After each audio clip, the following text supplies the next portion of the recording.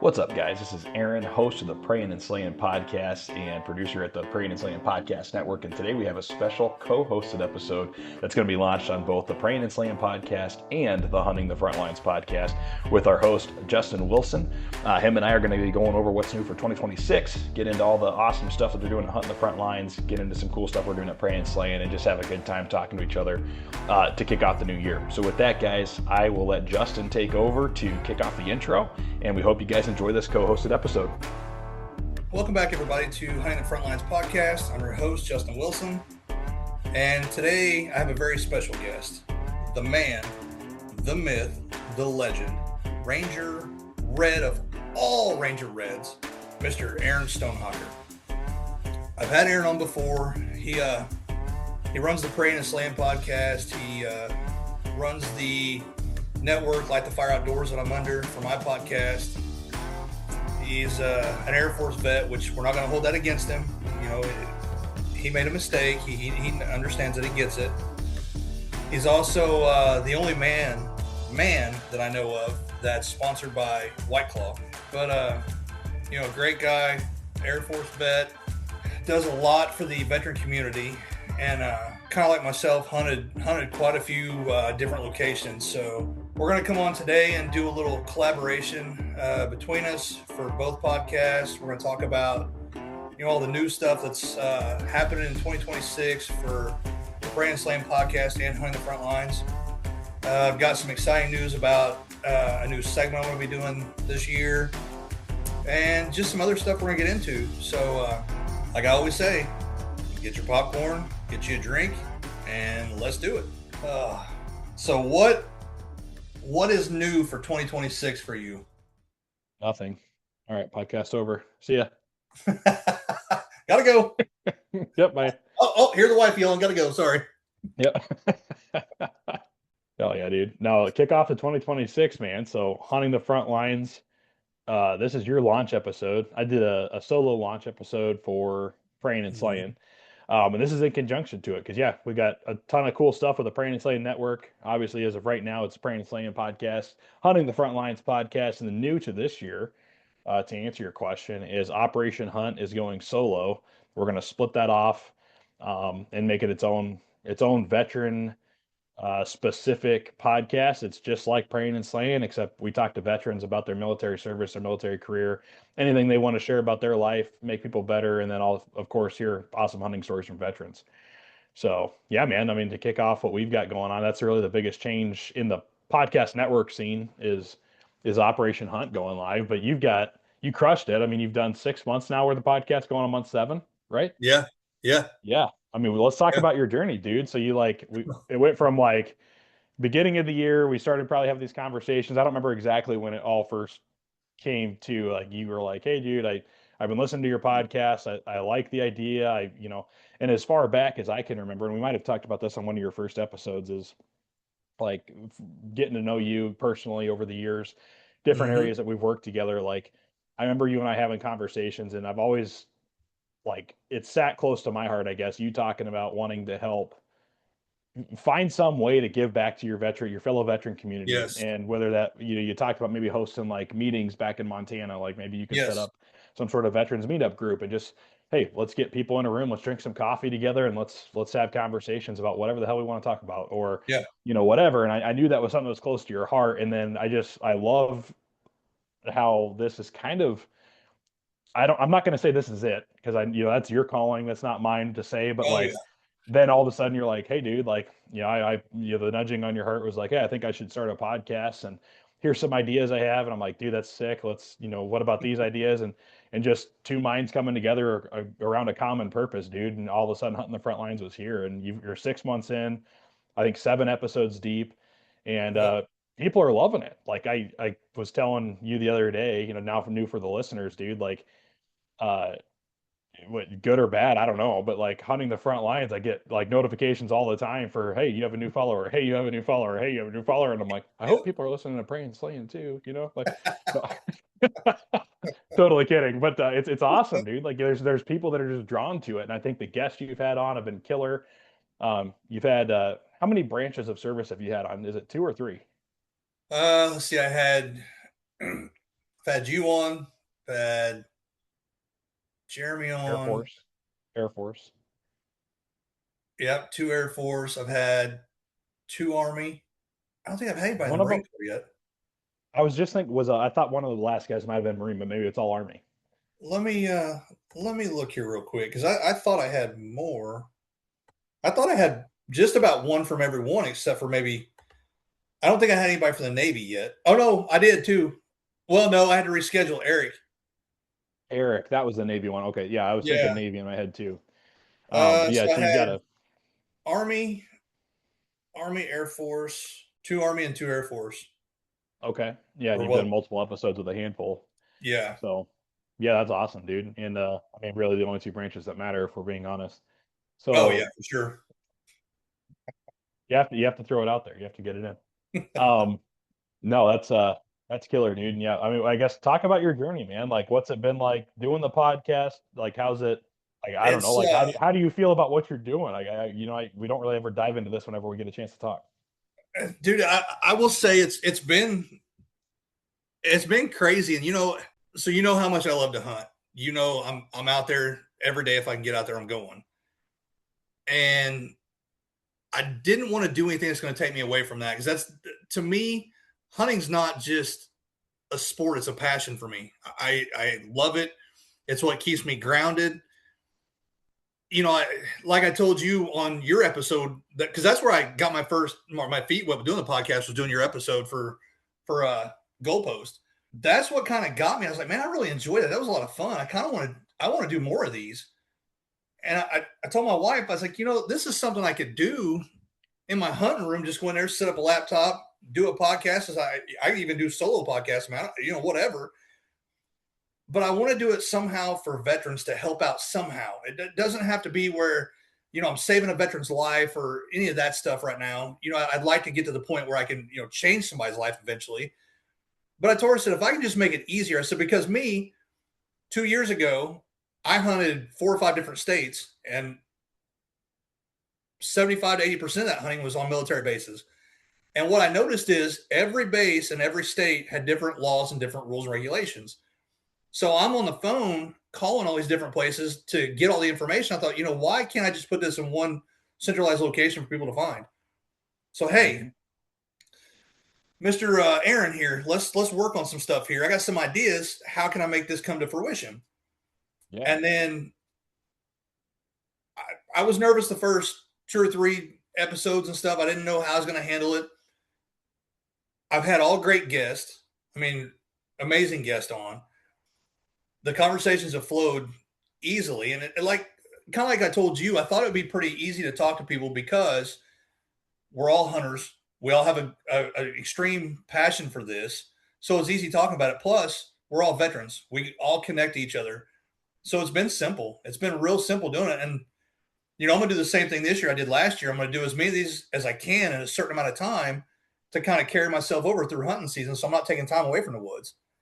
And I'm going to try to do some live. That's my overall goal is to do them.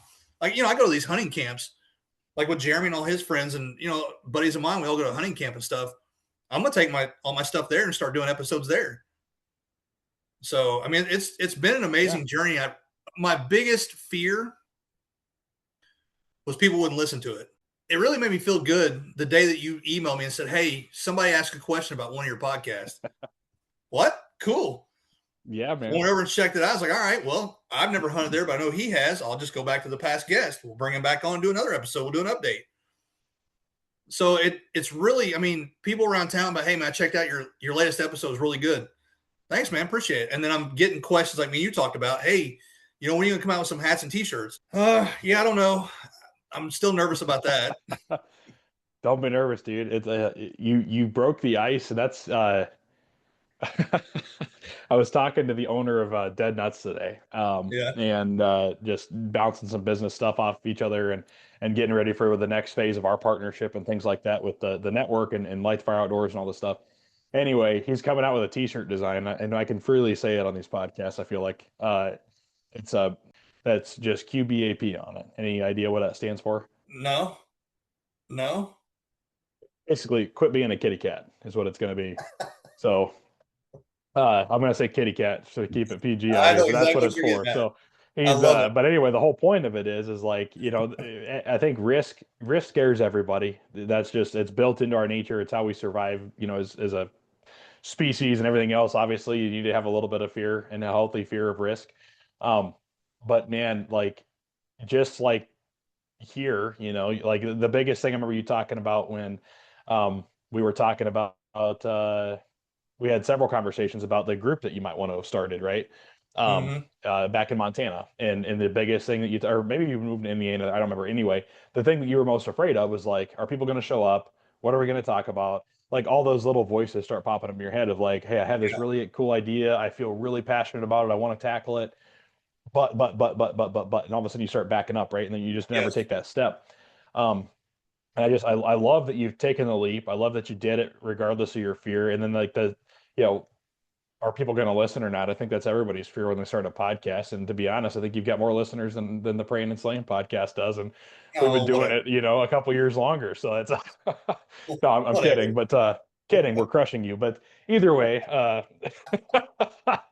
no, but in all seriousness, man, like I think that's a huge part of just life in general is Yeah. if you feel called to do something, just figure out a way to take that first step and just do it. Like the thing that you'll hold back on every single time is if you hesitate at the first step, you don't have to get the 30 years down the road. And even you're in my conversations at first, right? Like I mean, you've got more ideas. You've probably filled up a few notebooks worth of ideas that you've got for your podcast and what it could turn into, or different episode types, or maybe new podcast ideas or whatever. And yeah, exactly right there. For those just listening, he held up his notebook. But I'm like, dude, like all you got to do is just take step one and record, but like keep it simple, stupid up front. Yep. Take that simple, stupid step and let it snowball. And like, for me with Light the Fire Outdoors, your mission you just said was rooted in like I want to help out veterans somehow. Like Yes. point blank period. I feel called to give back to this community that, gave to me in some way.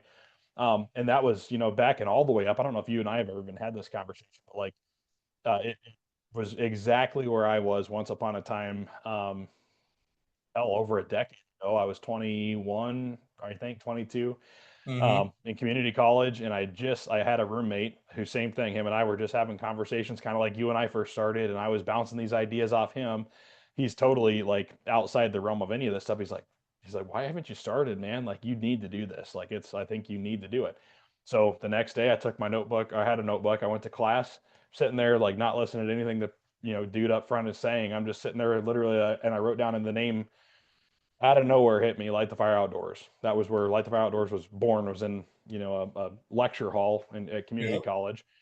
I wrote that name down. It just came out of nowhere, and I'm like, okay, like what do I want to spark here? And I was like, I want to. It's same exact thought. Like I want to help out veterans somehow. I want to like obviously I'm in school for getting a conservation degree basically to be a park Hmm. ranger. I knew that was the career path I wanted to go down.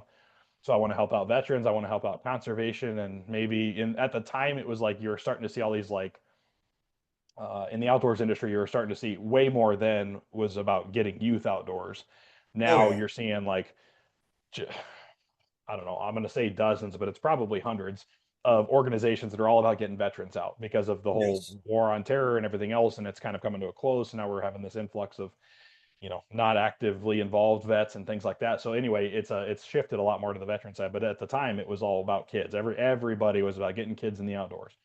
So I'm Yep. like, veterans conservation and the light the fire piece was more about like, for me, this was always a part like my faith was tied to this. And so that's kind of where a lot of that came for me was something that I could take that faith energy and pour it into something. And then, for Yep. other people, like hopefully they find a piece of that in this and like start a fire in them to, do something bigger than themselves, basically.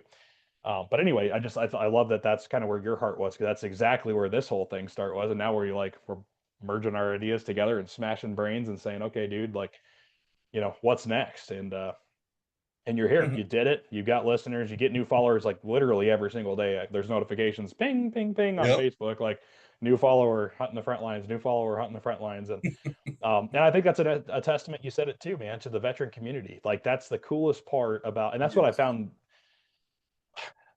for me, like on the praying and slaying side, like I had the series that I started this year. So it was, Prayin and Slayin Podcast. Let's do, Operation Hunt. I knew that one was going to be dedicated to vets. Operation Conservation, which I think is just going to be an evergreen piece of the Prayin and Slayin Good. podcast, and probably not give it its own name now, just learning what I've learned. Um, but the conservation, I can always bring those guests on at any time on the Prayin and Slayin side.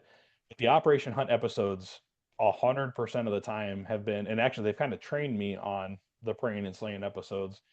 Like the ease of conversation is mind blowing, and it's part of that veteran community. It doesn't matter if you've just gone through basic training and that was the extent of your career, or dudes that have served a full 20 and seen war and good and bad and ugly and everything in between, or guys that have served 6 years, or it doesn't matter, man. Like we're all part of that same community. We Hmm. all There's just something that clicks. And like like you've obviously done it for 20 years, but like there's people you meet in the military that you're like, fudge that guy. Like honest, like, Oh yeah. again, keeping it PG, but like, dude, like if you weren't wearing the same uniform I'm wearing right now, like there's zero chance that we ever communicate, ever talk. Like I don't like you, whatever. Yep. But at the exact same fold, you would pick that guy out of I don't know, go to your favorite concert and you'd pick that guy out of a crowd, and you guys would be able to pick up a conversation more than anybody else in that entire room out of the tens of Oh yeah. thousands of people that are there. And it's Yep. just there's just a camaraderie that comes with it. And yeah, to your point, when you're building something around that veteran community, the conversation does kind of come easy. And then again, that simple stupid step, all you got to do, dude, is click record and start Yeah. talking to a guy, and that's the long and short of a podcast, and you're doing it. Like, I'm Oh proud of yeah. you, dude. It's awesome. It's been awesome to watch, and I'm so stoked to see like how this keeps growing for you. Well, I just want to say thanks, man, because you're the one that got me into doing this and bring me under your umbrella and your network and stuff, man. Really, it's been awesome, and I can't help it. It's not like I just set out every day to do it, but it's like I go hunting. I've got all that time out there with no phone, no nothing going on to just think, and it's like I'm coming up with all these different ideas I want to do. It's like the new segment I'm starting. I guess February 1st is when I'll start it, but I'm going to go ahead and start recording some episodes for it. Back to basic. I used to get questions all the time about what's the Army like. Is it really like you see in the movies and stuff like that? And I always tell people no. The only thing they ever get What right in movie? movies is the patches. That's about it. Yeah. But it's like now, and it all started after that Netflix special that came out about the Marine Corps boot camp and stuff like that. Guys like, man, is that what boot camp's really like? No. And it's like, I don't want to just sit down and have this conversation 25 times. I'd rather just do an episode every month, have a different Hey, guest on. I man. want to do it from both perspectives, though, from the perspective of the drill sergeant, what they see the whole time, and then from the trainee too.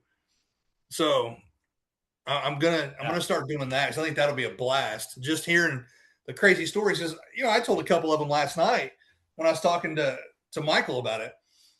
We had so I went to basic training in Fort McClellan, Alabama. It's closed now. Some rapper bought it. He bought the whole base. What? Well, when I went to Really? basic there, about a mile down the road from our barrack, or well, yeah, I'll just say our barracks, was Burger King. We had a couple of guys that snuck out one night and they jumped out the window from the second story, built a little rope to climb down with some bed sheets, drop down, run to Burger King, got food, and then come back and went through the laundry room and come up and got caught. Oh my! So Why didn't they climb out back up the sheets that they went down? because they were too high, they couldn't reach them. Oh Because geez, they only dude. lowered them down so far where they were only dropping maybe 10 or 12 feet instead of all the way from the second floor down. Oh man, they should Dude, have been we taking had orders every bunk. it's like the stuff that I saw there is just like, wow. So it's like, I want to get this stuff out. I want to hear, I know I'm not the only one that had these experiences. I know other people went to basic, had crazy stuff happen too, or seen crazy things happen. I want to get people to come in and talk about it and get the stories out there. Because Yeah. people's thought process of basic training is all you see is drill sergeants yelling at privates, but it's not always like that. It's not always like that. There's just stupid things that take place in basic that people won't even believe. So it's like I want to get those stories out there and let everybody hear it. So Yeah. I love the concept, man. I'm excited to hear more of those episodes come. I know you got a few scheduled already. yeah, It's it's actually funny on the basic note. I forgot about your series that you're going to do, but I just had one of my buddies that I went to basic training with, and this dude Anyway, this dude, Will Jones I'm going to name him, and he's actually considering, this might be a little early, and I hope he doesn't not enjoy this, but he's considering running for a Senate seat. So kind of Oh, just totally cool.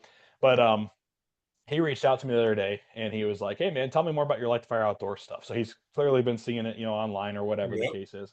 Go all the way to basic training. There's a super skinny blonde dude, and like I don't know him from Adam, so everything's on based off first appearances. Like I'm sure everybody's checking everybody out, and you're trying to weigh the strong guys versus the weak guys, and because Oh, yeah. you're feeling like a jackass for being there because the TIs are tearing into every single person there, and whatever. This dude starts talking in the middle of one of our like little we had like a trainee little powwow one day in our day room. Mm-hmm. For the first time I ever heard this guy talk. And Will Jones, he's got the deepest Alabama accent you've ever heard in your life. And so immediately you're just like, okay, this dude's a little podunk, right? Like, all right, he's a skinny dude. He's not very big, skinny, and he just starts talking. He always has a grin on his face. It doesn't matter what he's doing. He's got happy eyes and a happy grin on his face. And that's all I remember about him up front. I'm just like, okay, like we'll see about this guy. And then he starts talking. And I'm like, oh, we'll really see about this guy. Like he might make it.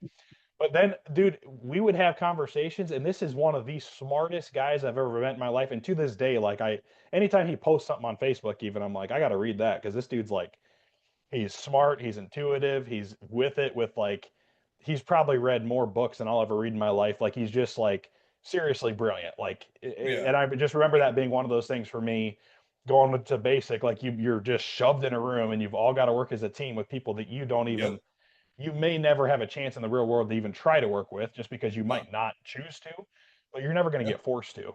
And he was one of those guys that just blew my mind, just based off first impression to like, holy shit, I can learn a lot from this guy.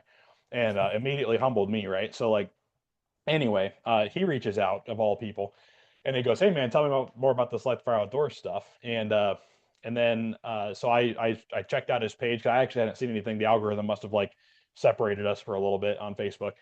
Checked out Mm-hmm. his page, and he posted like the next day, or maybe he'd posted a few days prior. But anyway, I found this post, and he was like, "Hey, I'm just curious, like what everybody's basic training experience was like." And but we need to get him on your podcast. Is I guess what I'm saying. I don't think he hunts, Yes. but either way, we need to get him on your podcast for this specific thing because his take Oh, was yeah. hilarious and it was awesome. And he actually called out, and I was surprised at this, like, and he compared his army basic experience because that's where I'll finish the story. Sorry. So in our basic training, Will Jones, brilliant dude, really quiet, but when he talks, like everybody shuts up because they're like, he's about to say something awesome. Like this dude is like killer, wicked smart.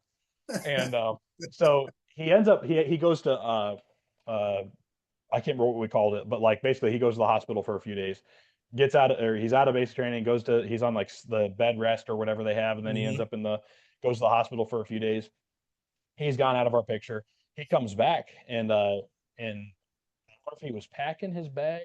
I don't remember how we all saw him, but anyway, somehow through the grapevine, we ended up having this conversation with him, and we knew he was like bouncing. And we were like, "Damn, dude, what happened?" And he ended up, and I hope I'm not sharing too much information, but he had some issue. Things are swelling that you don't want swelling, apparently. And I've actually Oh. heard of it happening before with other people. And Oh. anyway, his response, we're like, "Dude, like, come on, man, you can make it. We've only got this many more weeks, and then whatever this causing these issues is going to be gone." And he's like, "Well, they gave me a few options, and if I'm being honest with you guys, like somebody taking a scalpel to my nuts for mixed results is not something I'm comfortable with, so I'm out." Just he bailed because of the surgery option that they were going to potentially put him through. And then yeah, so he gets out, he moves on. I think we all assume we'd never hear from him again. Of course, after basic, everybody adds each other on Facebook and whatever, and so we're following him. But he ended up joining the army.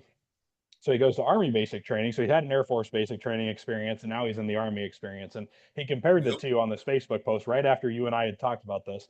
I just thought it was good timing. And anyway, I was surprised his Army experience, according to him, and whatever what was going on there. Like you guys, and I don't understand the Army system totally yet, but you guys have like maybe different basic types based off what career field you're going into.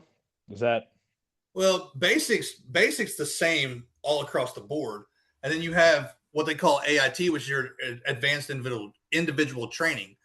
that's what you go to for your schooling for the job you're going to do. And they're all different. It all depends. Like I think mine was 12 weeks, I believe. I think basic was 12 weeks and maybe AIT was 6, 8 weeks, something like that. I think I was there like a total of 3 months, or 4 months, 5 months, something like that. I can't remember.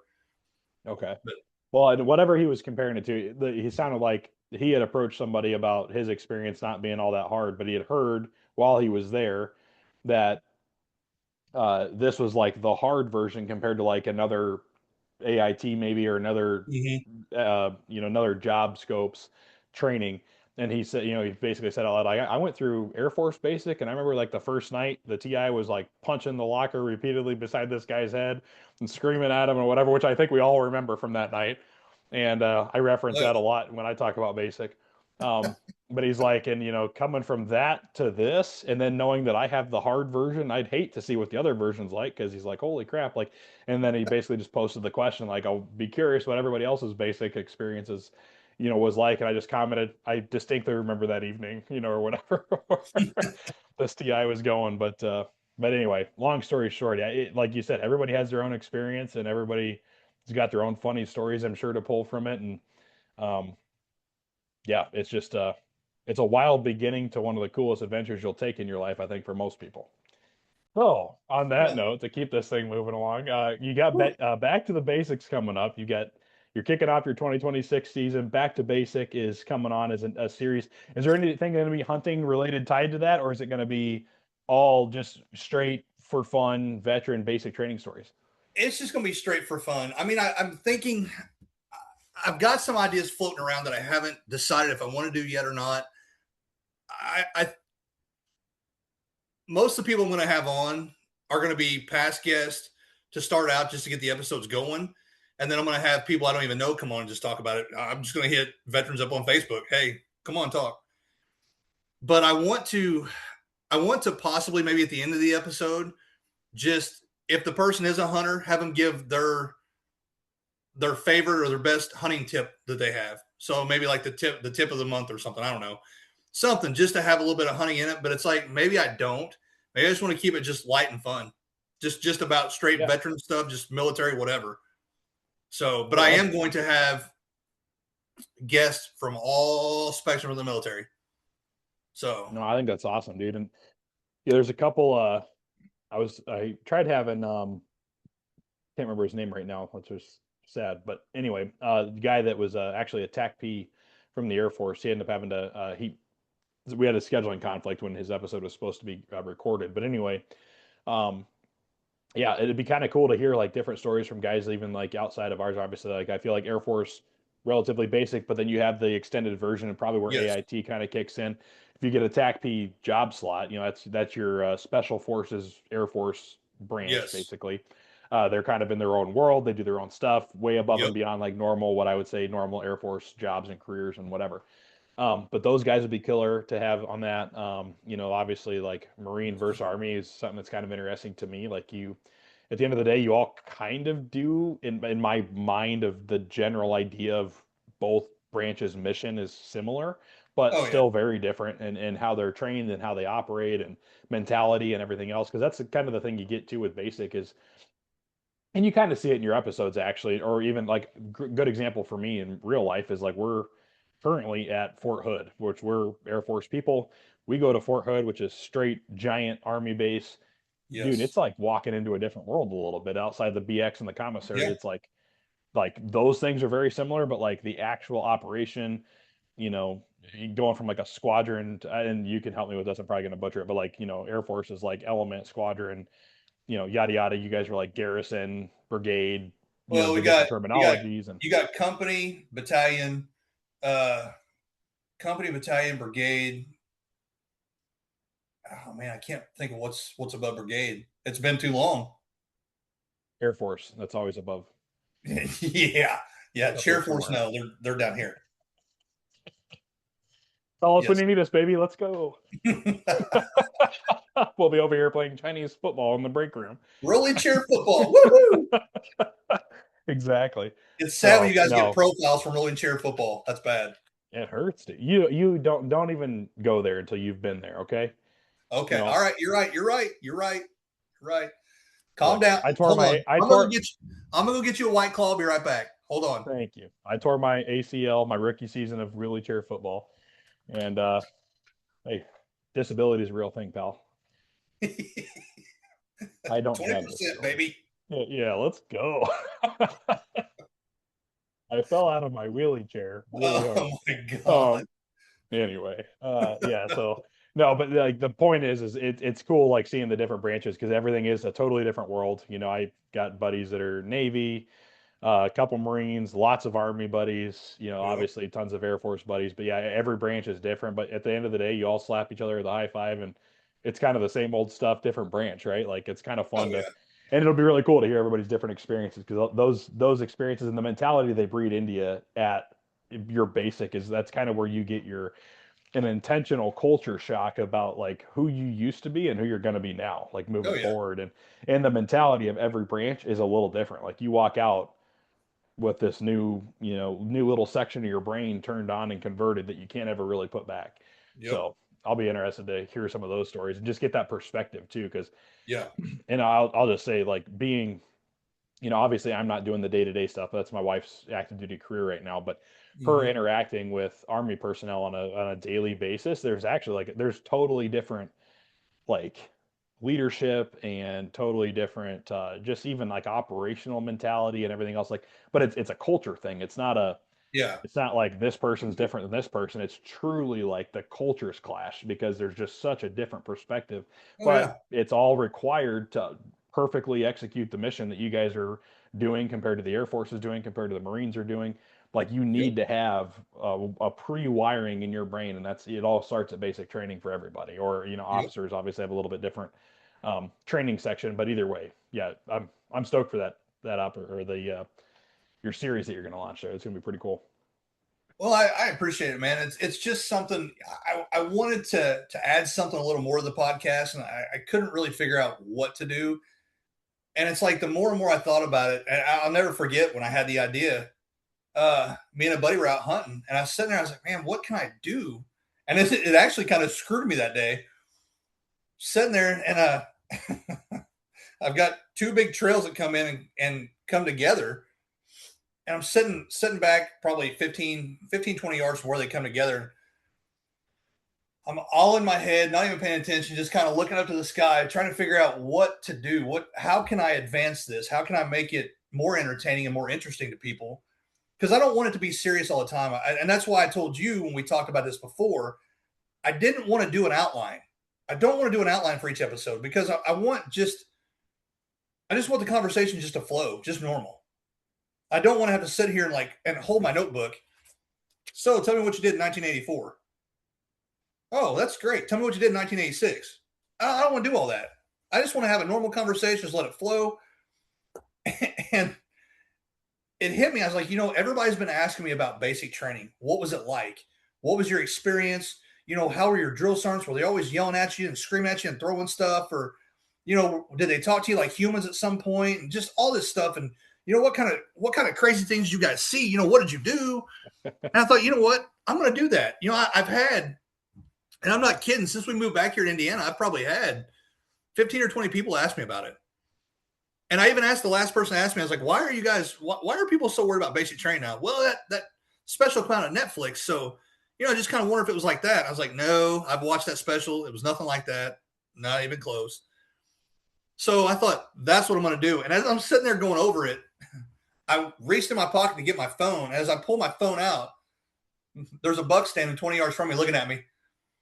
All I see is his head turn. I see his whole body go and his tail's up and he's out. I was like, well, I'll just go ahead and finish my note on my phone. Yeah, you'll have that. Yeah. But I'm looking forward to it. I think it's going to turn out good. I want to have you come on and talk about your experiences in basic. I'm going to have other past guests come on and talk about it. I've got right now an active duty Army drill sergeant is going to come on the 16th because that's his break from his cycle. He's going to come on and talk about it. And I'm excited about that because Michael, the guy I was talking to last night, he was a drill sergeant too, but he was a drill sergeant back in like 2002, 2003. So the Army's changed basic a little bit for us. So I want to have him come on and talk and tell what's new, and then just go into what's the crazy stuff you see privates do. What crazy things have you seen privates do in basic training? Because we're teenagers, we're 18 years old. This is a lot of guys' first time away from home, and they're under stress nonstop. So guys flip out. I mean, I've seen some crazy stuff. So I'm excited to have him on and talk about just the things that he has seen and had to do. So yeah, I think it's gonna be cool, awesome, man. It's gonna be super cool. Yeah, and and you're gonna get. I think you're gonna get some of those stories out of the guys that you have on just to talk about basic in general, because none of us forget the dudes that snap or the dudes that the little things that happen when guys just can't figure it out, and yeah, it's wild. The one lesson I took away so quick from basic, and it was the very first night, exactly what Will was talking about when that TI, he was up in this dude's face. And I was talking to my wife about this the other day, and about the story that popped up, and it was like the simple thing the guy didn't get was that he was forgetting to say his reporting statement before he talked to the TI. Yep. So it's something as simple as, like, for those of you listening that maybe don't know, this, I don't think it's unique to the Air Force. I'm sure you guys have your own version of it in other branches, but like, before you address a TI in training, you're supposed to say, sir, XYZ, your name, AKA, reports as ordered, and then say what you're going to say. Yes. And so the TI asked this kid a question, and he blurts the answer out of his mouth, and the TI gets up in his face and just goes, "What the fuck did you just say to me?" or whatever he says, And so he just says it again, and then immediately, like, your every eye in the room should be, if you're being wise about this, always pay attention to the mistakes somebody else is making so you don't make them.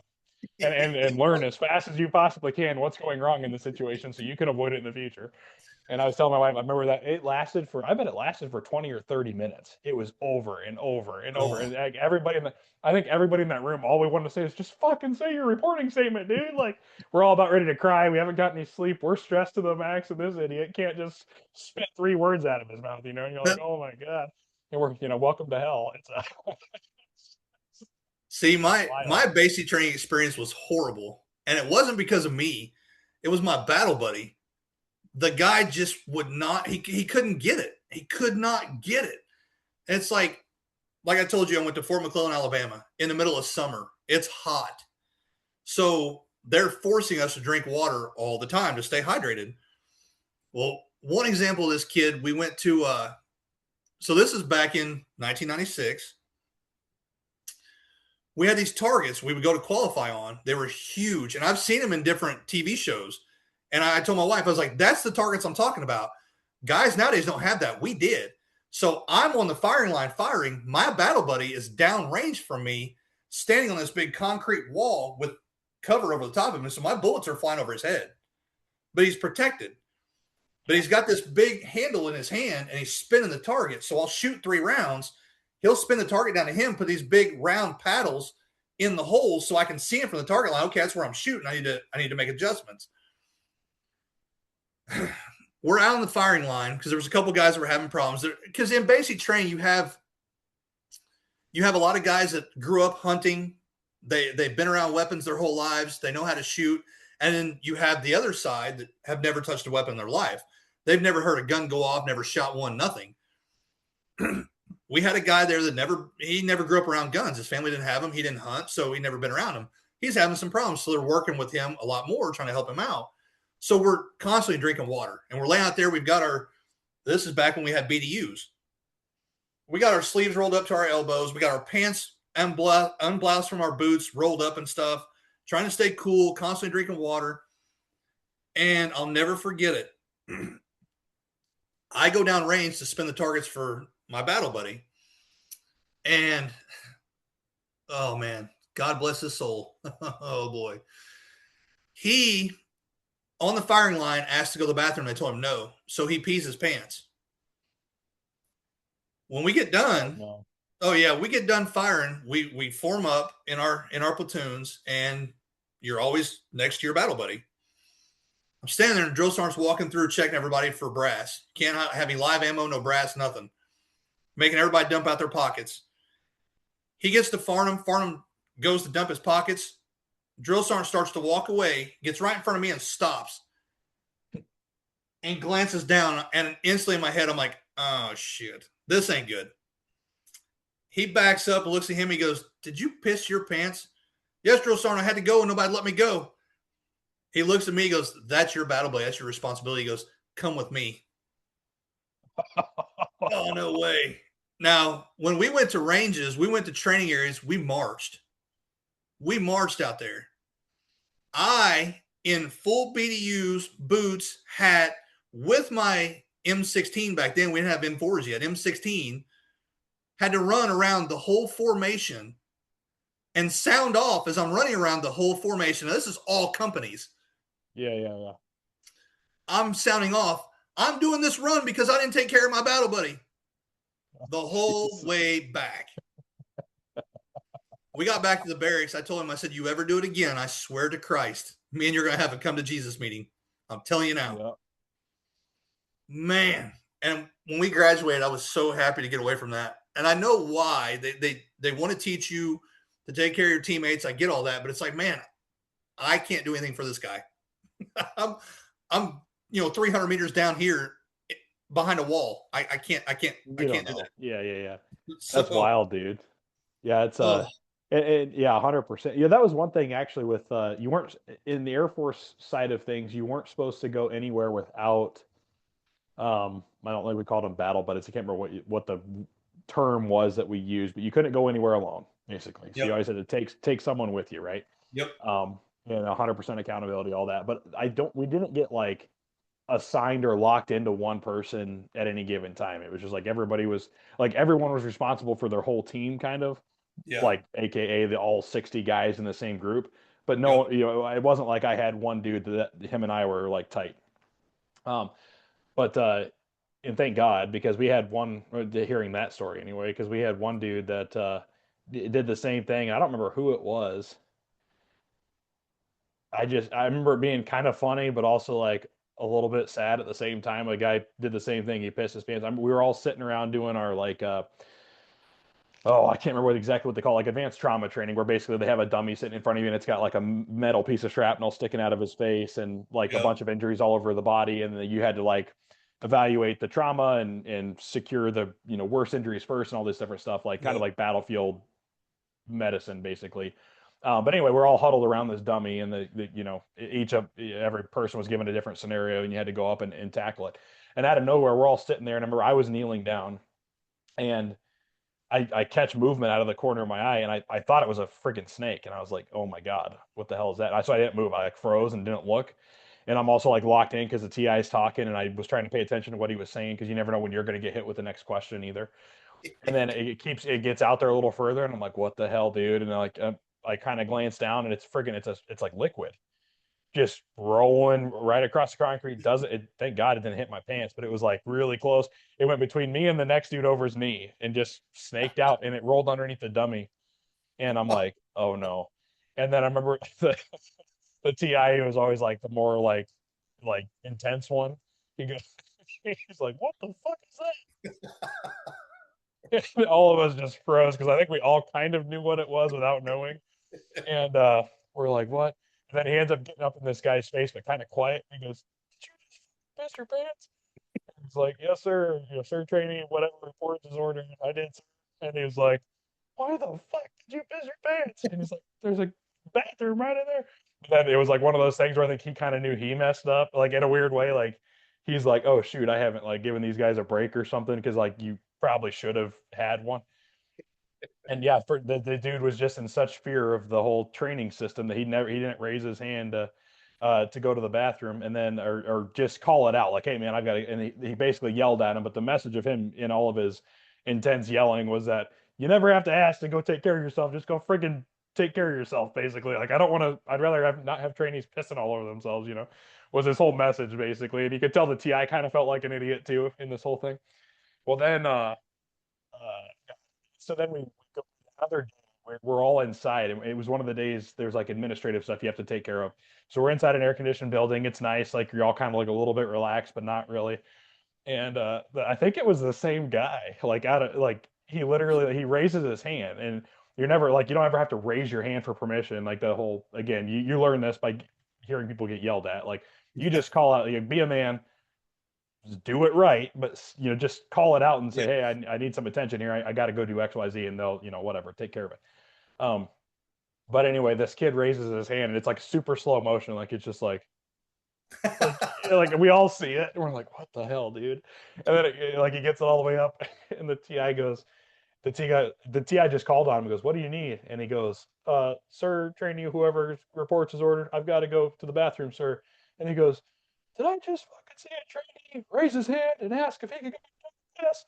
Like, and he starts chewing him out for asking this time, but it's because he raised his hand to do it. And so anyway, it was just, yeah, the whole piss and pants situation. I've seen that. It's wild, dude. Like, but it's the same thing. Always listen to the message. Yep. The yelling is just semantics.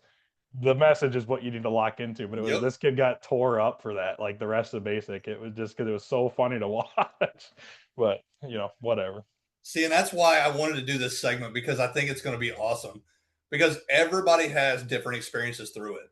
And it's like, I was an instructor at Leonard Wood and I dealt with trainees every day. So I saw, even from that aspect, saw crazy stuff there. I'm like, man, what thought in your head said that was a good idea to do? Yeah, exactly. So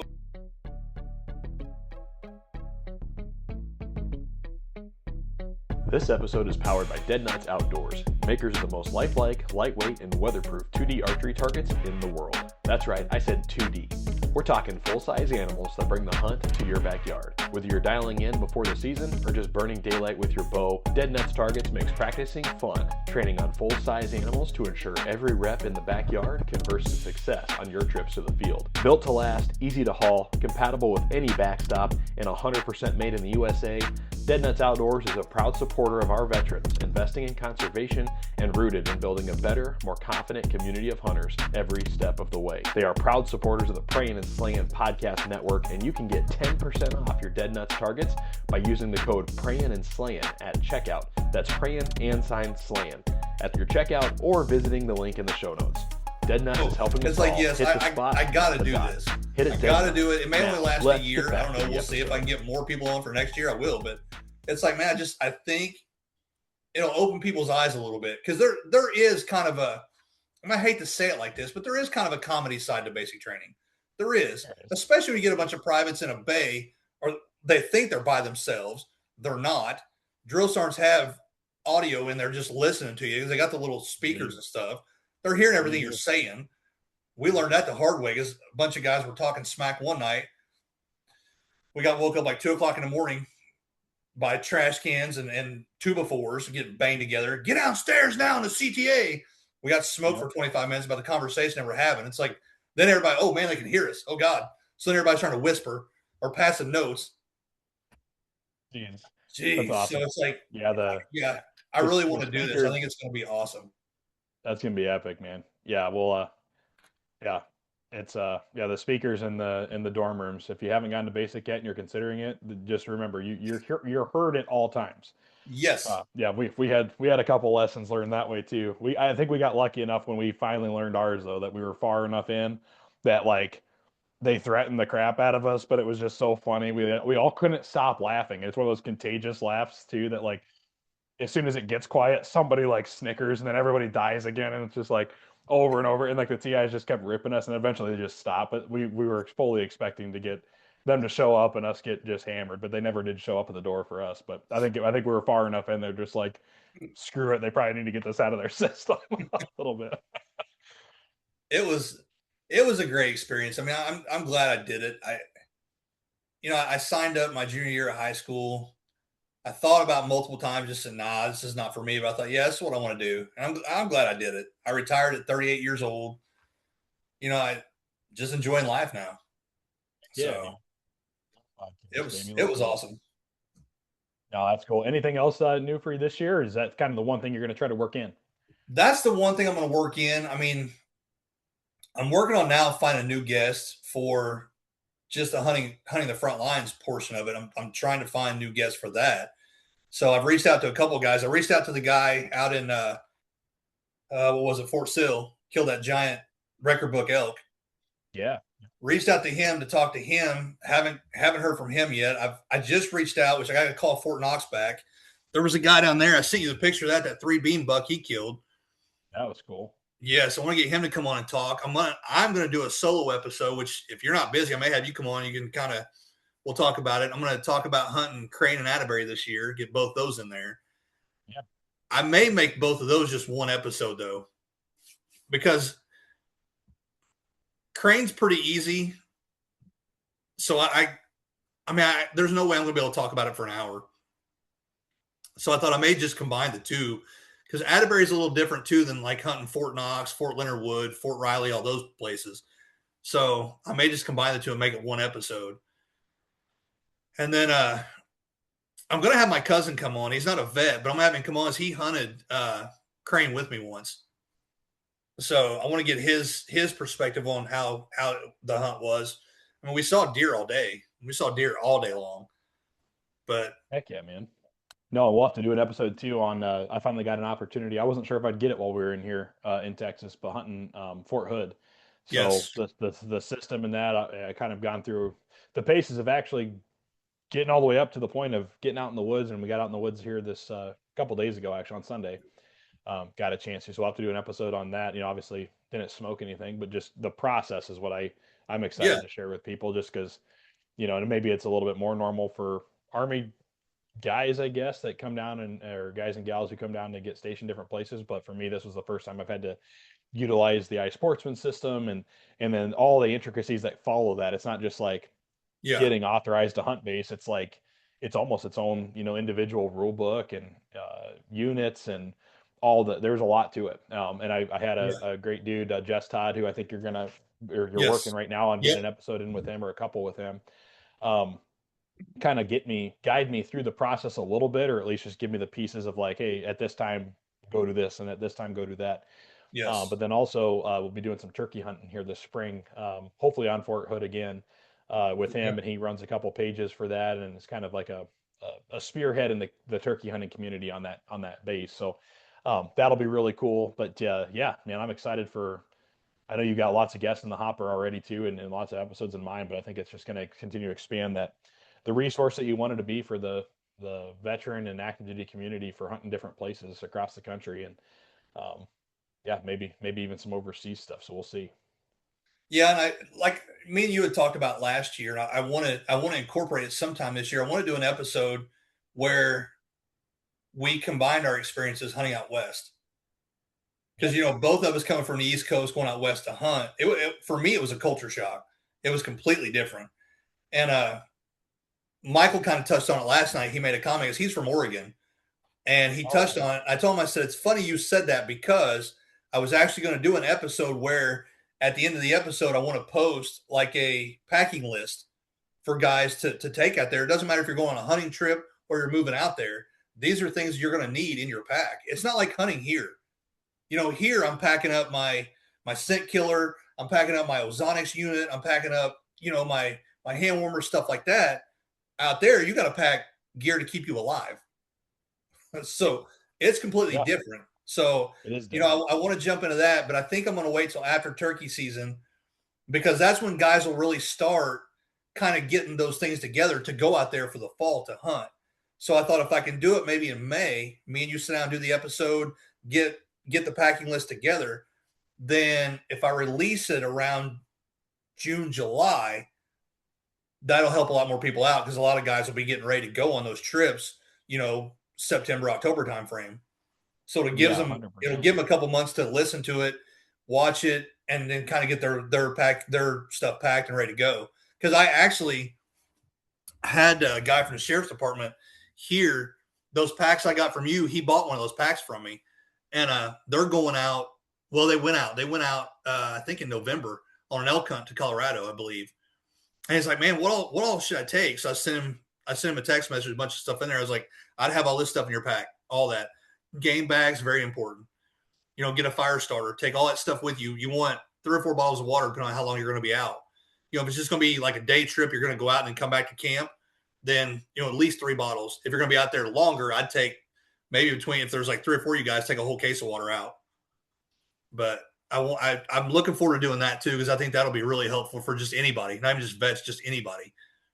Yeah, exactly. That'll be definitely, like you said, it's universal application. But two vets, guys again that get kind of placed in that culture shock. It's one thing if you, I think there's a lot of resources and a lot of guys, that, and a lot of vets that are getting stationed somewhere might utilize these pages too. But there's always like, Yeah. the Western Hunters forums and the Western Hunters pages and Hunting Yep. Montana and like whatever, right? So like, and you see it all the time if you're on those pages, like guys, hey, I'm about to go out on my first elk hunt. Yep. What do I need, or where do I go, or so Yep. there's guys that like post the generic questions. So there's a bajillion resources out there. But like, the thing with the military side of this, where I think a lot of guys will have it is like for us, like, Montana might be a dream of yours if it's something that you like really want to go do one day, but then you don't know that, hey man, I got orders from Langley, in Virginia, the beaches of Virginia, Yeah. to oh, our next base, we just learned today, and by the way, we're going to be there in 4 months or whatever it is going to be Malmstrom in Montana. So holy Yep. crap, what a culture shock and what a hunting shock and like all the different things. So Yeah. for that, it's like that's a short learning curve. But then you even talk like things to have in your pack just to do the hunt and to do it right and to think about differently or whatever. You know, Fort Hood again, there's different things that like you're required to display a vehicle Yep. pass when you drive into your unit. That, and Yep. I'm assuming that's in case like a Humvee or security forces or whatever runs out there that are doing some kind of exercise. They can probably scan your vehicle pass and know, okay, this dude's in here. He registered at this time. He's signed in at this time. He's legally authorized to be in this unit at this time. Yep. Um, and that's something, like if you're just driving out there though, and you've got your hunting license and you can go hunt out there or whatever, like, you may not just post a vehicle, something that could get you in trouble or revoke your privileges or, so that's Yep. another thing too, like what's in your pack, but what's also like, if you can hunt on a base or in a base controlled area, because there's a lot of like Army Corps of Engineers property Yep. out here that's technically Army Corps of Engineers. However, it does belong to the greater Fort Hood like ecosystem, and so Yep. they actually control it. And at any given time, they can legitimately shut down gigantic sections of land because they're going to run some massive exercise in there. Yep. And you could literally, there, even when you're like filling this stuff out, I thought it was kind of funny. Like, if you happen to see a soldier, like while you're out, you're legally required to stay 500 yards from them. Oh, and you have to call this very specific number to basically report that you're out there in this area. I'm like, that kind of makes sense, because if they're doing live fire exercises and you just all of a sudden we're hunting someplace and you don't know and you're in the middle of this firefight, or pretend firefight, that could be real interesting, real quick. Yep. So, or a friggin' tank rolls by or who knows what. So it's kind of a wild deal, but yeah, just the stuff you wouldn't think about normally that you should No. probably think about here. And or hey, what do you carry in a bino harness? For me, I probably had more documentation than I needed, Yep. but I printed off my base license. I printed off Yep. my vehicle pass. I printed off my reservation that I made. I printed off my check-in stuff that I made, and I had it like all folded up together in my vinyl harness. With the exception when we parked, I put the vehicle pass out. But Yeah. like, either way, like I want to make sure my bases are covered. And a guy Yes. that just makes a reservation online, he might walk out there and not think twice about anything else. And maybe he catches him wrong, and he gets, or has again security forces roll by and they see a truck parked. Maybe he doesn't have the right things done at the right time. And so that's all. Yeah, all of it's good stuff. Yeah, number one, you're hunting a different part of the country. North America is kind of this really awesome ecosystem where we have like legitimately any kind of environment out there. If Yep. you're going to hunt it, it requires totally different thought process, gear, um, you know, ways of going about doing things, planning. Montana, I learned the extreme hard way of letting people know where you're going to be and when you're going to be there, because Yes. if people don't know and they can't get a hold of you because signal isn't great in the mountains, by the way, like they think you're dead and you're not dead. You're just out there Yeah. having a great time, and you get home and have a wife that pretty much tells you you're never going to hunt again. Like, it's scary. It gets real scary real fast. I'm speaking from a buddy's perspective, but Sure. yeah, yeah, That's why you haven't hunted since. yeah. I've never gone hunting since. So Yep. anyway. But yeah, no, it's but seriously though, it is a lot of places, every hunter should go out with a game plan, but Oh certain yeah. places it's make sure you make sure you check every box you possibly can. So, and that's Yep. yeah, an awesome resource that you have. You literally have the opportunity here to tell stories from guys who've been nationwide doing everything you can imagine, and they've all got tidbits of information everybody can learn from. So Oh yeah, yeah. That's. I'm looking forward to that this year. Like I told you when we first started this, I want to find ways to incorporate new things into it to keep it fresh and keep it going. So, like I said, mine's always turn. I'm always taking notes. I mean, I've got probably 20 pages of this thing filled up, plus my phone. I've got a bunch of notes in there. So, Yeah. So let's talk about the hunt recaps that you had for this year. So you hunted Crane. Sounds like you hunted Atterbury, and obviously you've had a few guests on from those places. Any other bases that you guys logged this year in your system? Or your podcast? no, I just stayed around Indiana this year. I just got too much stuff going on. I really didn't have time to go out of state, but I am already planning. I've already got my calendar in the kitchen right now in the bar, and I'm comparing my calendar to my wife's because she's getting her doctorate right now.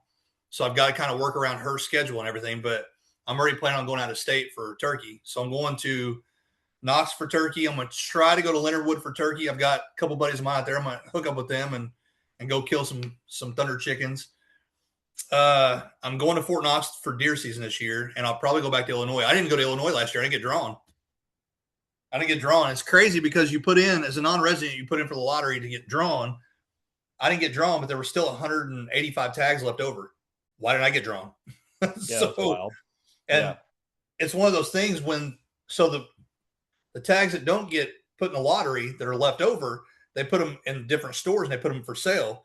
But you got to be standing in line when they go on. If you're not, you won't get one. I'm going to Interesting. go over and deer hunt this year. I think I'm going to archery hunt over this year. I'd never archery hunted Illinois, but I'm going to this year. Heck So yeah. that's all I That'd be got. That's awesome. all I got in the schedule is that. So now, when are you guys leaving Texas to go on the next assignment? We should be leaving by July. So yeah, we got finally got word. Haven't got official orders yet, but should be going to Alabama. So that it was Okay. different again in the South.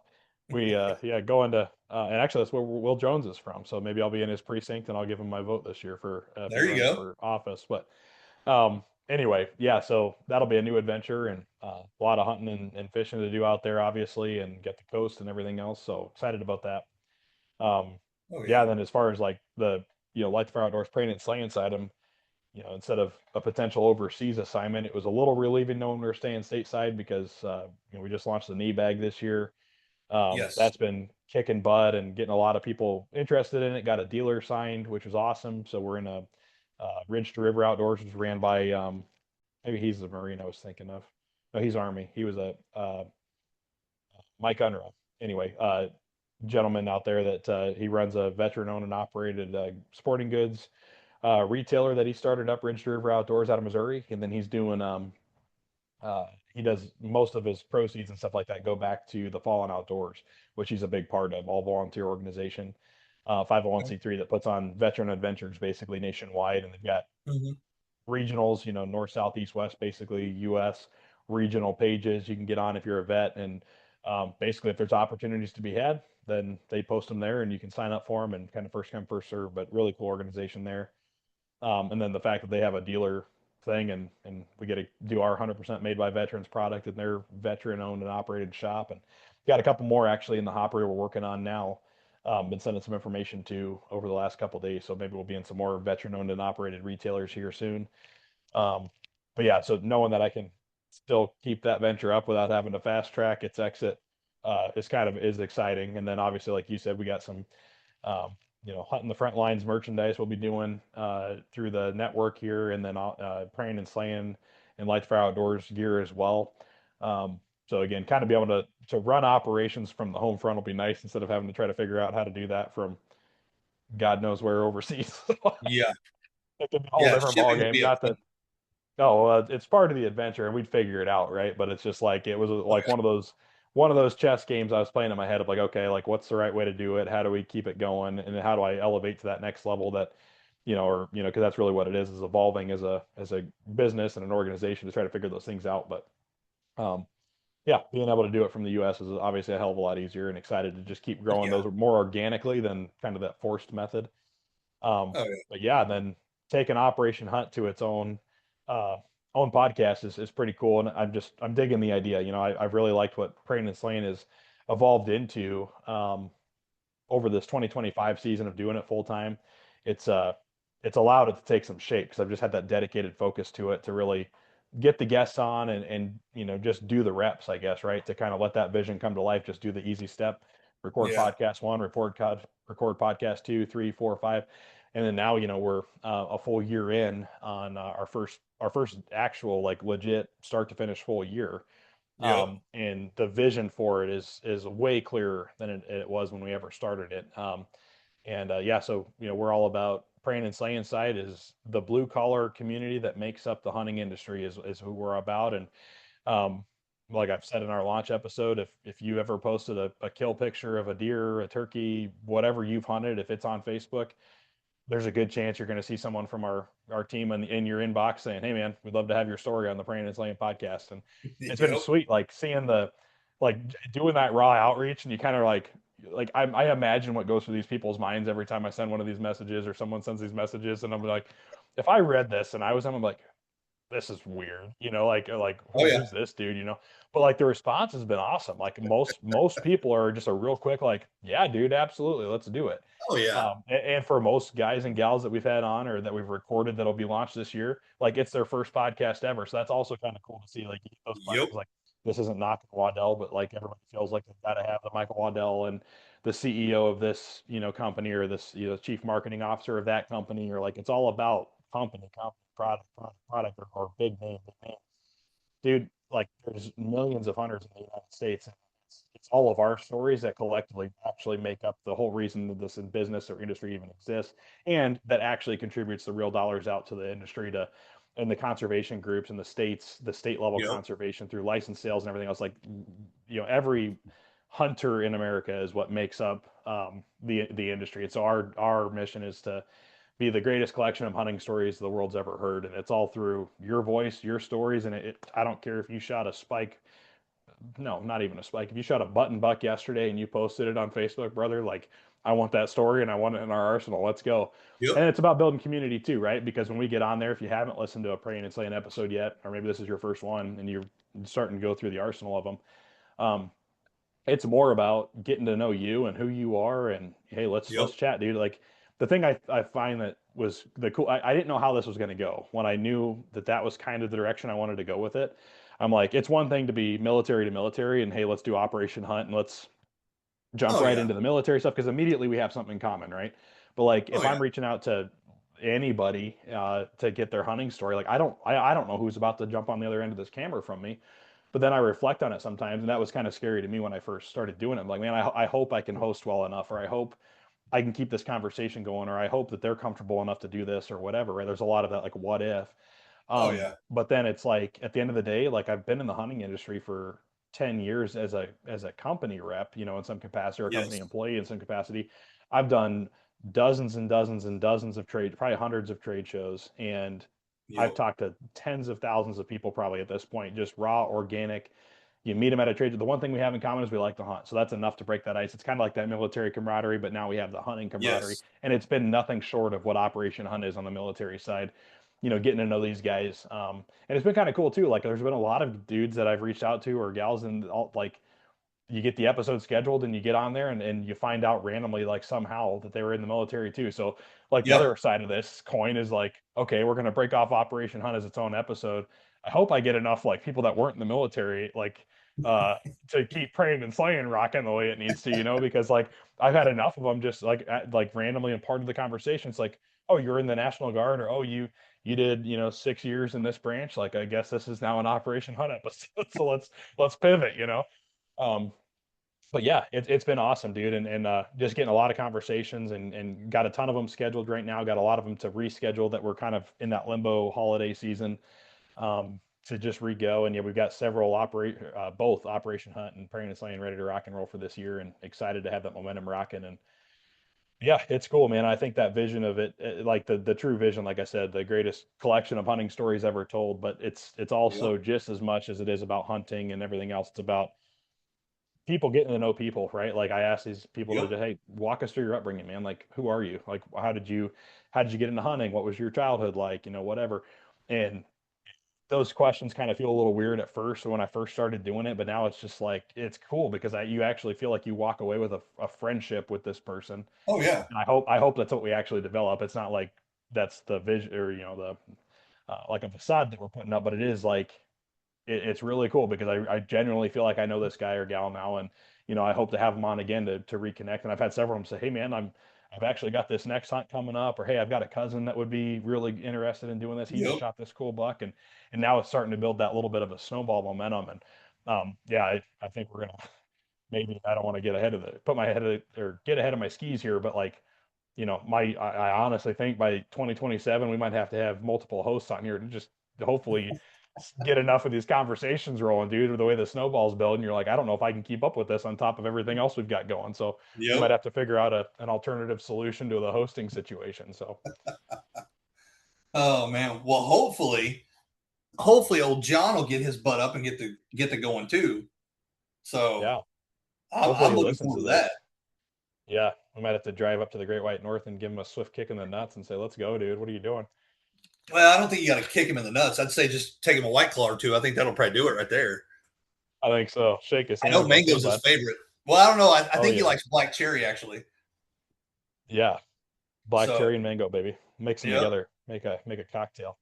Yeah, we need to get him rolling, man. He's got some cool ideas, dude. And yeah, I'm excited for he's signed his Prayin and Slayin network stuff, man. He's in. He's just got to get a couple recorded and get it rocking. I know we've got a couple. I need to get with him. I know he's in his off season now to where he can actually possibly start recording if he's ready for it. Yes. But we do have a few of the very early, what were labeled under the Prayin and Slayin kind of concept when it was just in its infancy.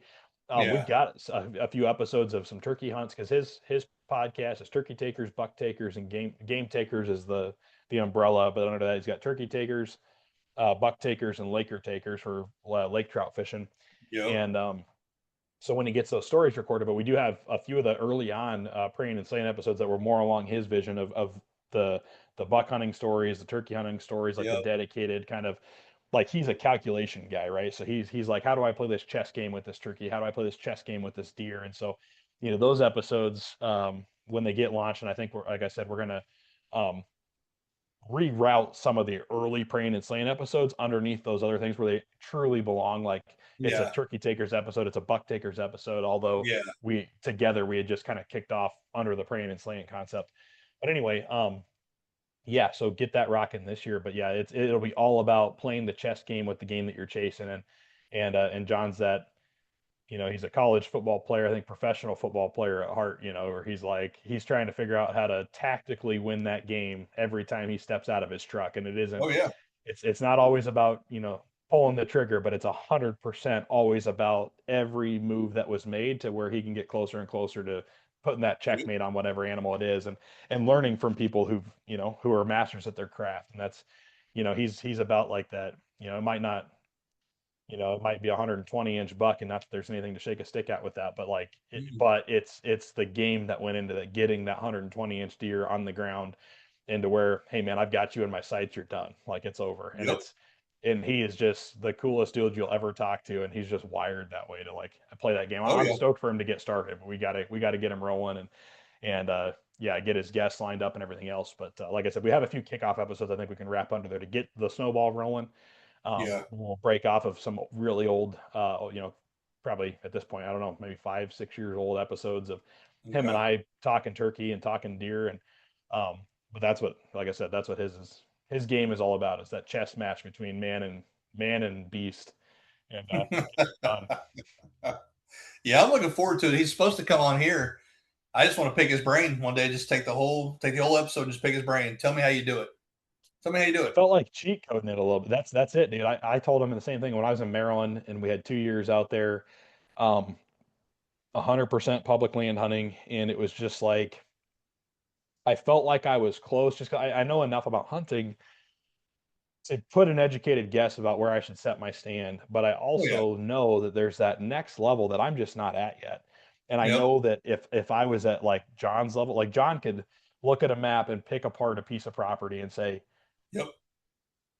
on this type of wind I would hunt here, and here's exactly why. On this type of wind I would hunt here, and that's exactly why. For me, I'm like, this looks like a good area that should bring deer by, period. Now he's going Yes. to look at it and go, where is the biggest, baddest buck on this property going to want to be, and why is he going to want to be there, and what is every single truck that drives by and car that parks and bird that chirps, how does that affect this deer Yep. and his movement and what he wants to do? And there's a why to every little piece of decision making that goes into his process. Oh yeah. And that's that next level. So I told him, when I was in Maryland, I was like, dude, I almost feel like I should just screenshot these areas and send them to you. And like, we should do episodes where like, it's a cheat code for me at the end of the day, right? A little bit. Cause I'm like, I get a master of the craft to say, hey, Aaron, hunt here is the idea. Yeah. So basically, it's one thing to go where two deer trails cross, set a Yes. stand up, or, hey, I'm going to sit on the edge of this cornfield because I know deer like to eat corn. Yeah. And there's a couple scrapes that I've seen on this edge.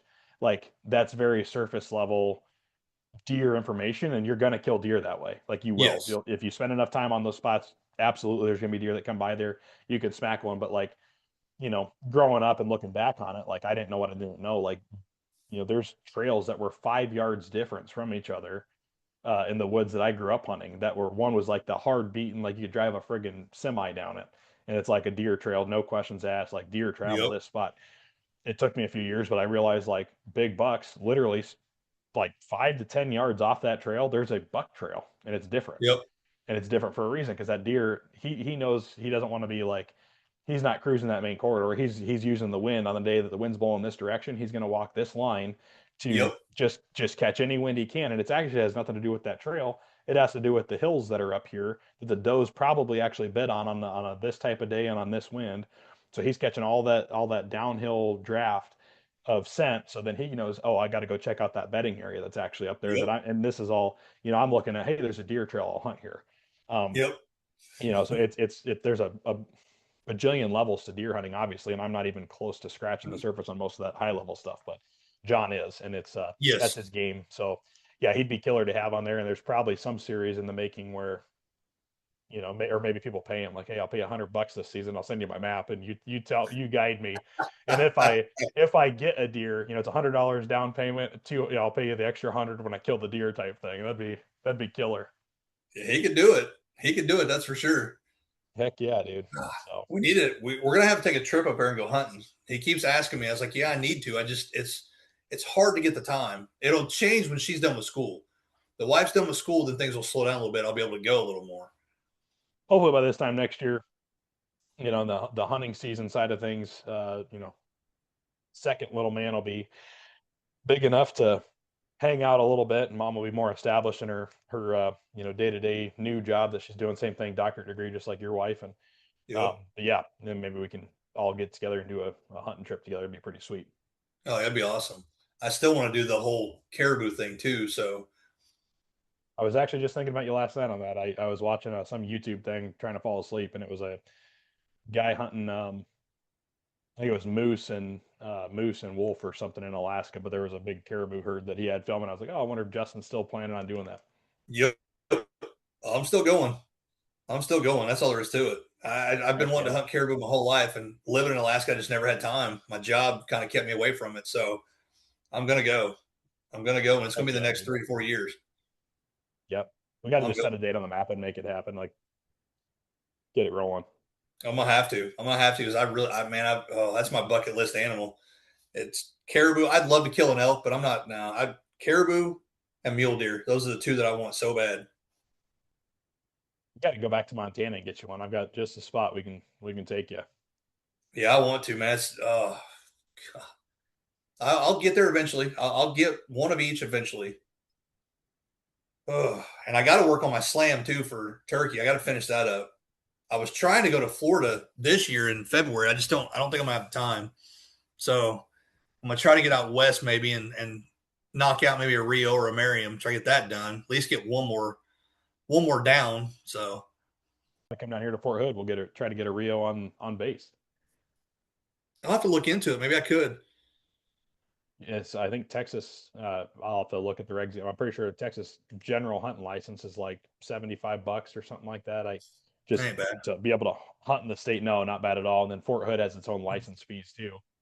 Yeah. Like I think $100 total, and it might be different for disabled vets. I don't know, but like mine was, it's like $25 for the fishing permit and 75 for the deer and turkey permits basically. But that gets you 3 deer, 3 turkey for $75. Jeez, that ain't bad. For the base. No, not at all. So yeah, Ain't that's bad. put the Checkerio off and do it on base and stay aligned with Hunting the Front Lines, that'd be kind of sick. That would be awesome, especially if I can get it on video. Yeah. Get it on video. I could post a little snippet of the video on there too. That'd be awesome. Heck yeah. So, it's going to be a busy year. This year is going to be busy. So I'm looking forward to it. I'm nervous, especially with the whole merchandise thing. I'm going to have to just do it. Just do it. Get it out there and see how it goes. I mean, I'm looking forward to it, but like I said, I'm still nervous about it. I just don't, want to make sure it goes well. That's kind of with my thing too. Is it's an odd thing to get into because it feels weird because it's less business, more personal at this point.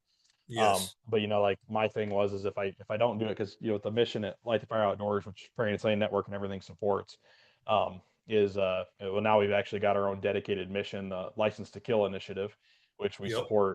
support and sponsor veterans or active members hunting licenses for the year for their home state. And I think this year we're going to be doing 6, but they're out. Go check it out on lightthefireoutdoors.com. /impact. It's on the impact page, and you can actually see the sponsees that we've got this year who are getting their licenses paid for.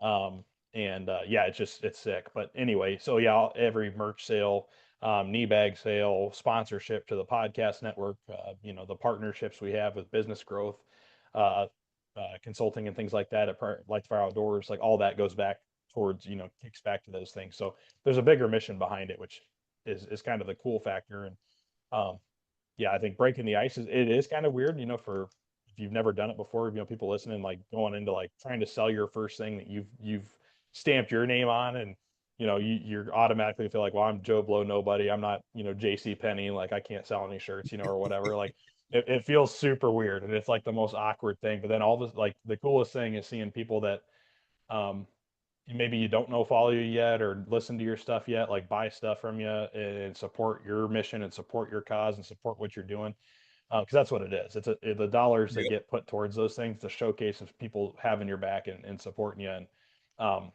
yeah, it means the world. And for anybody, again, it's followed Light Fire Outdoors or Prayin and Slayin, and then this year it was kind of a more of an impactful thing for me to be able to say, hey, like these dollars, like outside of us finding projects to contribute them to, like we have Yep. our own mission that we can contribute to, and it brings a whole different feeling about like the meaning of the support that's behind what you're doing.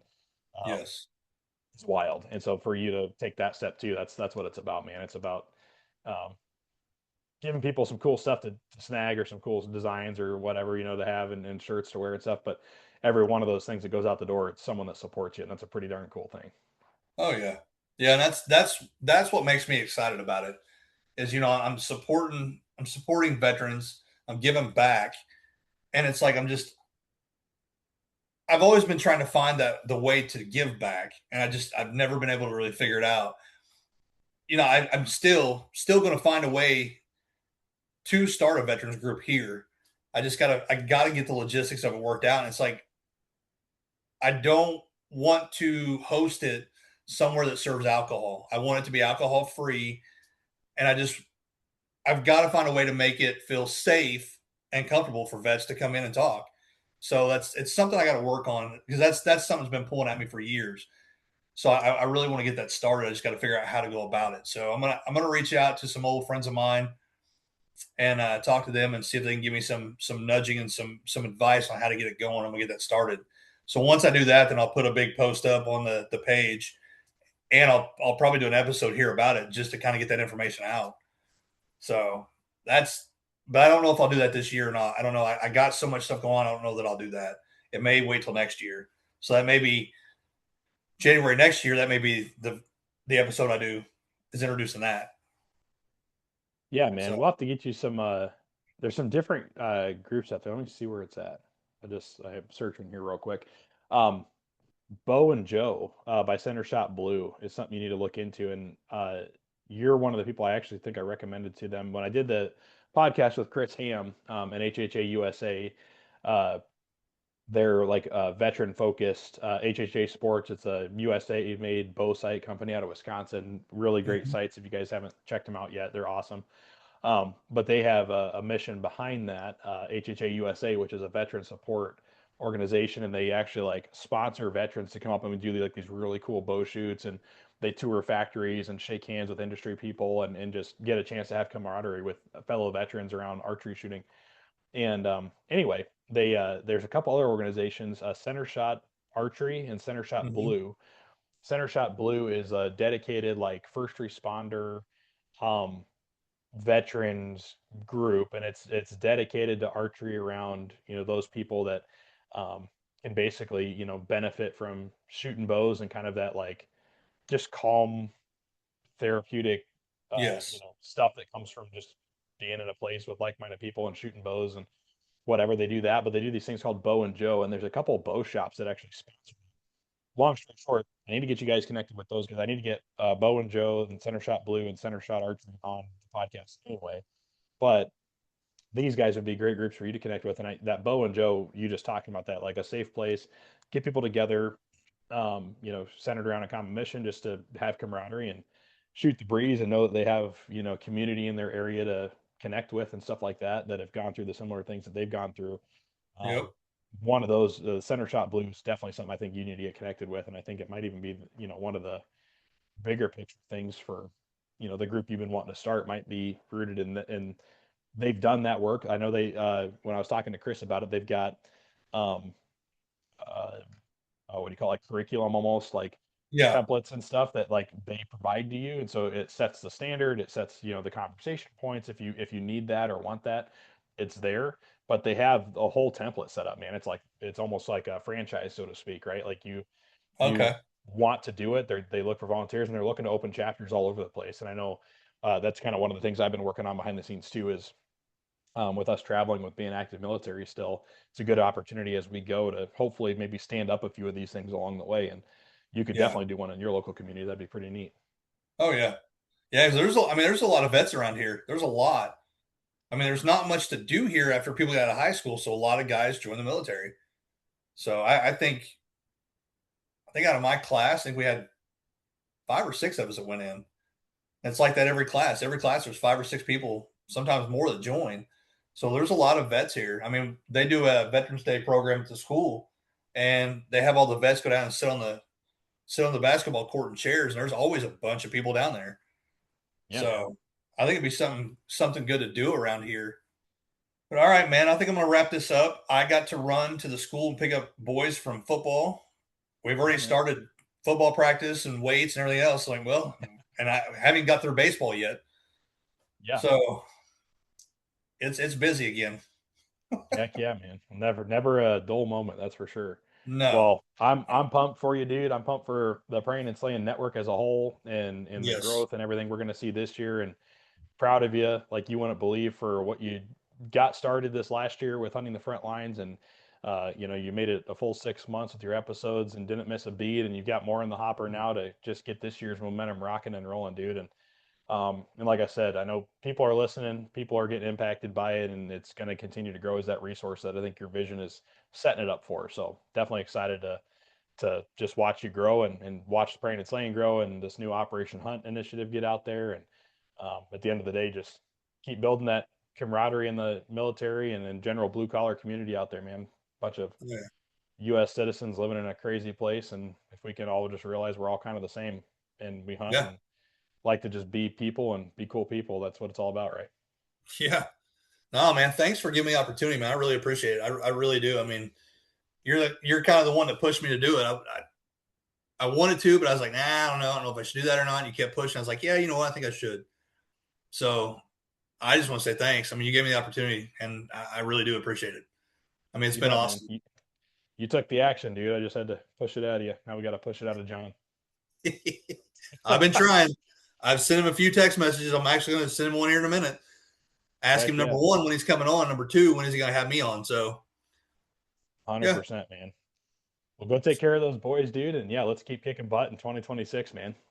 Oh, yeah, for sure. For sure. I'll be calling you in probably 2 or 3 days. Hey, I got another idea. Heck yeah. Looking forward to it, man.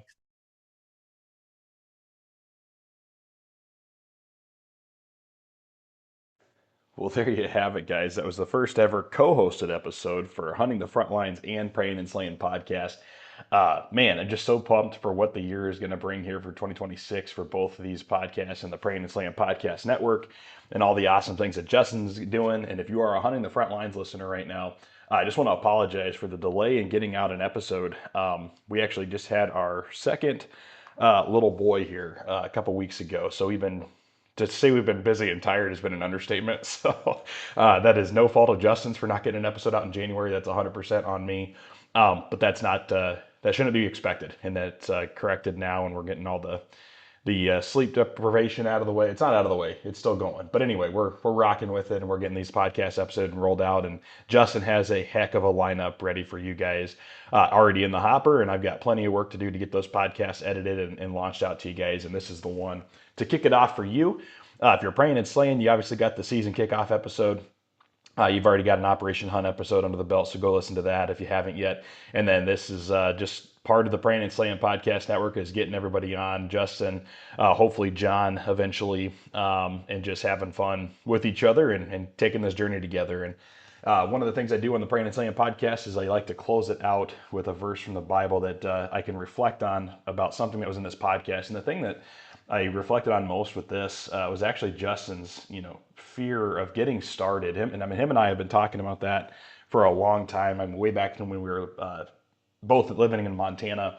But I love that he finally took that leap and just got started. Because I think one of the biggest things in life is if you feel called to do something, there's an obligation to find a way to do it. Push through the fear, push through the uncertainty, and just take step number one. You don't have to have it all figured out today. The Prayin and Slayin podcast has evolved over the entire time that we've done this. I'm really enjoying the shape that it's taken now and the audience that we have and the stories that are getting told. And Justin's podcast has evolved as he's doing it, and he's getting into new exciting things like his Back to Basics episode and all that. And the verse that the story, I guess, from the Bible that I really reflect on with this is kind of the story of the talents, but specifically Matthew 25.